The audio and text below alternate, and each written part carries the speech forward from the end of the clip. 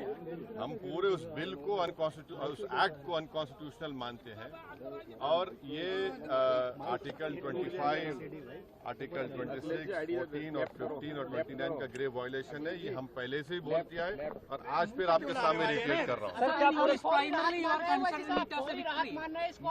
No. See, let us be very careful.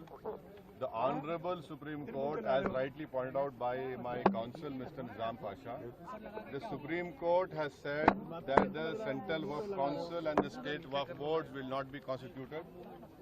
Waqf by user cannot be deleted.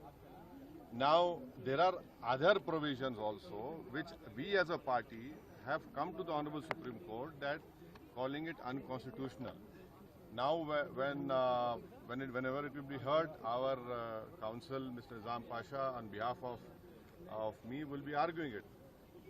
As you know very well, that during the deliberations of the Joint Working Committee, I have given a Dyson report opposing all the amendments that were proposed by the government. And during the debate in the Parliament on the consideration or passing of that bill, I have opposed each and every amendment. I have called it unconstitutional. I still call this law as unconstitutional, as violating the fundamental rights of Article 14, 15, 25, 26 and 29. So our legal battle will continue to ensure that this act, against this act will continue. देखिए सवाल देखिए, आपको पूरे उस कानून को समझने की जरूरत है। अब 5 साल का मुसलमान प्रैक्टिसिंग रहेगा,